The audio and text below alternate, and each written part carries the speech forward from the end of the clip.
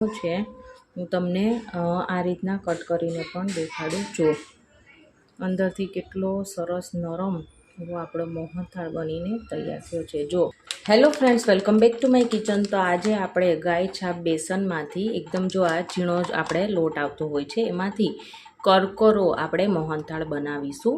તો એકદમ સિમ્પલ રીતે અને એકદમ પરફેક્ટ માપ સાથે બનાવવાના છીએ। તો જે પહેલી વાર બનાવતા હશે ને એ પણ એકદમ આસાનીથી બનાવી શકશે। કોઈ પણ એક આપણે વાટકાનો માપ સેટ કરી લેવાનું, એ અકોર્ડિંગ તમારે બધું જ માપ લેવાનું છે। તો અહીંયા મેં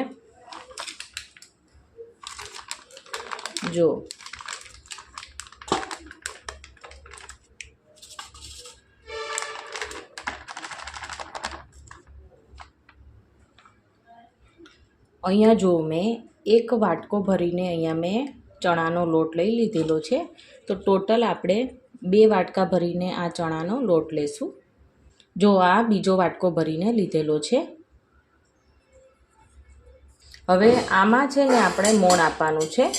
તો 1/4 ભાગનું આપણે ઘીનું મોણ આપીશું અને 1/4 ભાગનું આપણે દૂધનું મોણ આપીશું। તેનાથી મોહનથાળ છે ને એકદમ સરસ એવો પોચો બનશે। અને આ દૂધ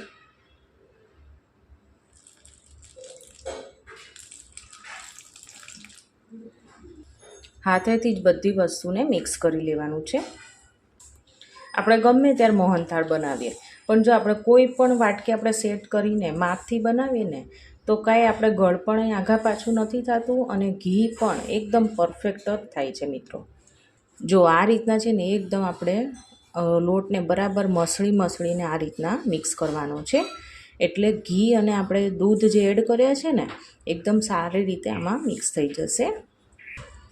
આ સ્ટેપ કરવાથી શું થશે કે આપણે જ્યારે મોહનથાળને ચાળીશું ને તો એકદમ કણી સરસ એવી આપણી બનશે મિત્રો। અને બીજું એ કે આપણા મોહનથાળમાં શાઇનિંગ સરસ આવશે। જો આ રીતના સરસ એવો મિક્સ થઈ ગયો છે, તમે અહીં જોઈ શકો છો। જો કેટલી બધી આમાં કણીઓ પડી છે, પણ જો અમુક જાડી છે, અમુક પતલી છે, બરાબર। તો આવી કણીઓ તો ના ચાલે। તો આને હવે આપણે શું કરવું પડશે, તો આને આપણે છે ને હવે ચાળવાનું છે, એટલે એક જ સરખી કણીઓ બનીને તૈયાર થાય। તો આપણે જે વાસણમાં મોહનથાળ બનાવવાનું હોય ને તો એમાં જ આપણે ડાયરેક્ટ ચાળવાનું છે। તો અહીંયા મેં આપણે જે ઘઉં ચાળવાનું ચાળણું હોય ને એ લીધેલું છે, તેમાં કણીઓ સરસ બને છે। જો આપણે આ જે મિશ્રણ છે તે આપણે એડ કરીશું। હવે આને આપણે ચાળી લેવાનું છે। જો અહીંયા કેટલી મોટી ગાંઠો આમાં રહી ગઈ છે, તો આ રીતના બધી આપણે હાથેથી તોડીને આ રીતના આપણે ચાળી લેવાનું છે। તો આપણે ચણાના લોટમાં ઘી અને દૂધ નાખ્યું, એને આપણે ગુજરાતીમાં કહીએ તો ધાબો દેવું એવું કહેવામાં આવતું હોય છે। તો મારા દીકરાને તો મોહનથાળ ખૂબ જ ભાવે છે। તો અમારે તો અવારનવાર મોહનથાળ બનતો જ હોય છે। અમારા ઘરમાં તો જો કે બધાને એટલો આ ભાવે છે। એક જ સરખી બધી કણીઓ આવી સરસ થઈ છે। તો આપણે ટોટલ અહીંયા 2 વાટકા ભરીને લોટ લીધેલો હતો, તો તેની સામે એ જ વાટકો ભરીને મેં અહીંયા ઘી લીધેલું છે। પહેલાં આટલું નાખી જોઈએ, પછી એવું લાગે તો નાખશું।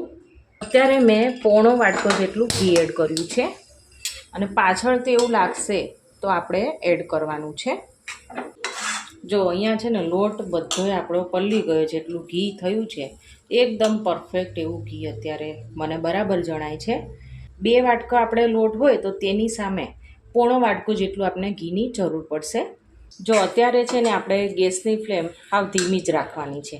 ધીમા તાપે આને પ્રોપર શેકવાનું છે। જો ફૂલ ગેસ રાખીને શેકીશું ને તો તરત તેનો કલર ચેન્જ થઈ જશે અને નીચે બેસવા માંડશે અને બળી જશે, અને આપણો લોટ છે ને કાચો રહેશે।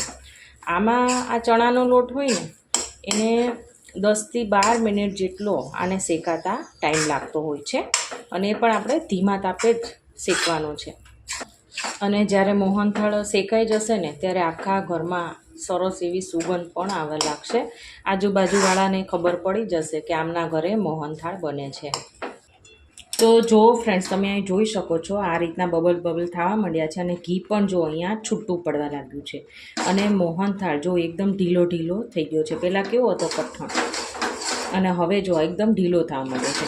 પણ હજી આપણે આને 5 મિનિટ હજી શેકવાનો છે અને તેનો કલર ચેન્જ ના થઈ જાય ત્યાં સુધી શેકવાનો છે.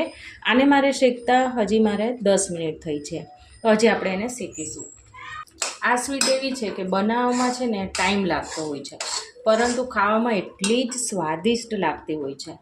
અને જો મારી રીતથી કોઈ બનાવશે ને અને એકદમ મેં જે પરફેક્ટ માપ બતાવ્યા છે એ પ્રમાણે બનાવશે ને તો ક્યારેય એમનો મોહનથાળ આઘા પાછો નહીં થાય, સરસ જ બનીને તૈયાર થશે. તો જો અહીંયા મોહનથાળનો આપણો પ્રોપર કલર આવી ગયો છે અને આખા ઘરમાં મોહનથાળની સરસ સુગંધ છે એ આવી રહી છે, મતલબ કે આપણો મોહનથાળ સરસ શેકાઈ ગયું છે. તો આ સ્ટેજ પર આપણે છે ને 1/4 ભાગનું દૂધ એડ કરીશું.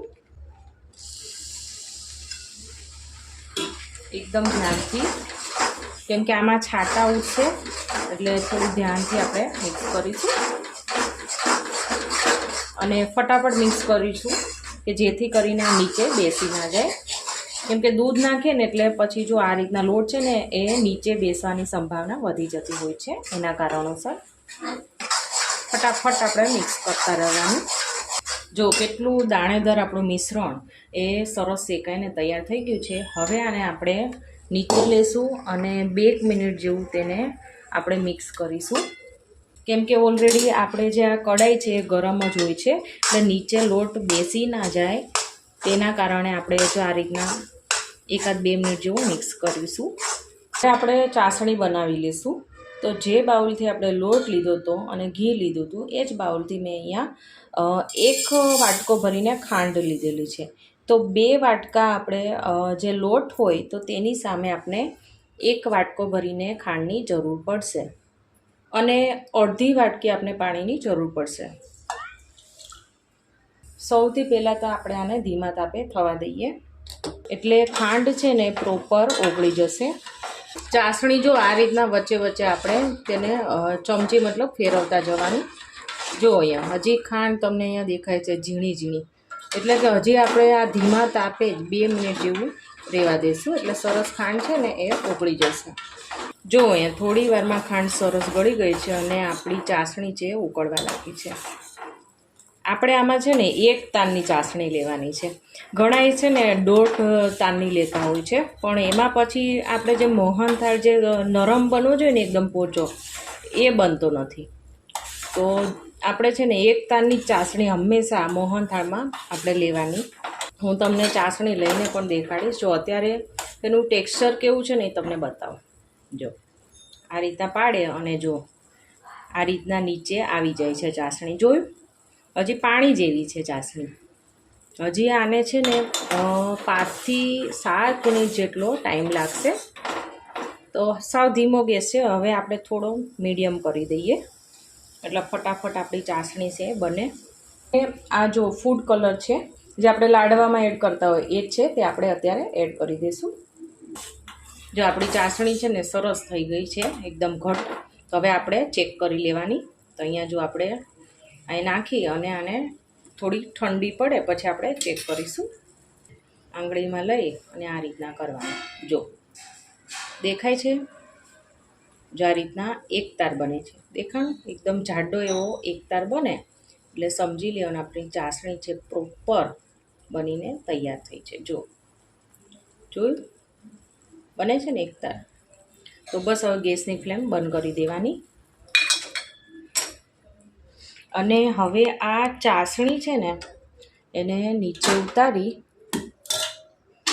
અને આપણે જે તવલું છે એને ઉપર ચડાવીશું. અત્યારે ગેસની ફ્લેમ બંધ જ રાખવાની છે. હવે આપણે ગેસની ફ્લેમ ઓન નથી કરવાની, બંધ ગેસ ઉપર જ હવે બધું કામ કરવાનું છે. તો આ ચાસણી છે ને એ હવે તરત જ આ લોટમાં આપણે એડ કરી દેવાની છે. જો અને હવે આપણે આ રીતના બધું મિક્સ કરી લેવાનું છે. જો આ રીતના એક જ ડિરેક્શનમાં ફેરવતા જશું ને એટલે સરસ બધું મિક્સ થઈ જશે થોડી જ વારમાં. તમને અત્યારે જો આ એકદમ ઢીલું મિશ્રણ લાગતું હશે, પરંતુ જો આને છે ને આપણે અડધી કલાક રાખશું ને એકદમ સરસ એવું બનશે. અને આટલું ઢીલું હોય ને તો જ આપણો મોહનથાળ પોચો બનશે. તો કઠણ થઈ જશે ને તો પછી આપણે મોહનથાળ લાકડા જેવો કડક બનશે. મેં ઇલાયચી ખાંડીને રાખેલી છે જે આપણે એડ કરીએ, થોડા કાજુ બદામ, અને આ રીતના આપણે મિક્સ કરતા રહેવાનું છે. જો ઘટ્ટ થવા લાગ્યો ને, હમણાં જુઓ ને તમે 15થી 20 મિનિટ થશે ને ત્યારે તો હાવ એકદમ સરસ ઘટ્ટ થઈ જશે. એટલે જ્યારે પણ આવું ઢીલું રાબડું થાય એટલે તમારે ગભરાઈ બિલકુલ નહીં જવાનું, અને એમ સમજવાનું કે આપણો મોહનથાળ તો છે ને એકદમ સરસ પોચો બનીને તૈયાર થશે. તમે બનાવશો ને ત્યારે તમને વધારે આઈડિયા આવશે. આ રીતના આપણે 5 મિનિટ જેવું આ રીતના મિક્સ કરીશું. જો કેટલું ઘટ્ટ થઈ ગયું, પહેલાં હાવ રાબડું હતું ને, હવે જો આ ઘટ્ટ થવા લાગ્યું ને, તો જેમ જેમ ઠરશે ને એમાં ઘટ્ટ થવા લાગશે. આમાં થોડીક આપણે છે ને ધીરજ રાખવાની જરૂર છે. તો ગૌઢું માણે ખાઈએ કે ને એટલો આ સરસ પોચો બનશે આ મોહનથાળ. જો તમને પીસ કાઢી નહીં પછી દેખાડીશ.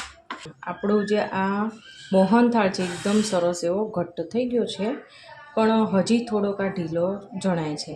પણ આપણે હજી આને આપણે ઢાળી અને 2 થી 3 કલાક માટે ઢાળી બેસું એટલે સરસ એવો કઠણ થઈ જશે. ત્યાં એક ડીશમાં મેં ઘી લગાડી દીધું છે. આપણે બધો જ મોહનથાળ છે એ લઈ લઈશું. જો કંઈક આ રીતના આપણે ચમચીથી બધી સાઈડ પ્રેસ કરી દેવાનું, એટલે આપણે ઉપરથી કાજુ બદામના ટુકડા એડ કરી દઈએ. અત્યારે આના કાપા નથી પાડવાના, 2 થી 3 કલાક પછી આપણે આમાં કાપા પાડીશું.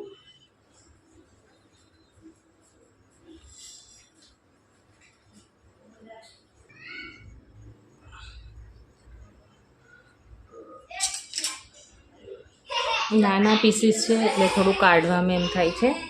જો આ મેં એક પીસ કાઢ્યો અને જુઓ કેટલો સરસ આપણો મોહનથાળ બન્યો છે. હું તમને આ રીતના કટ કરીને પણ દેખાડું. જો અંદરથી કેટલો સરસ નરમ એવો આપણો મોહનથાળ બનીને તૈયાર થયો છે. જો જોતાં જ ખાવાનું મન થઈ જાય એટલો સરસ બન્યો છે. તો ફ્રેન્ડ્સ, મારી આજની આ મોહનથાળની રેસીપી ગમી હોય તો મારી ચેનલને સબસ્ક્રાઈબ, લાઈક અને શેર કરવાનું ના ભૂલતા. તો આપણે ફરીવાર મળીશું એક નવા જ ઉપયોગી વિડીયો સાથે. Thank you for watching.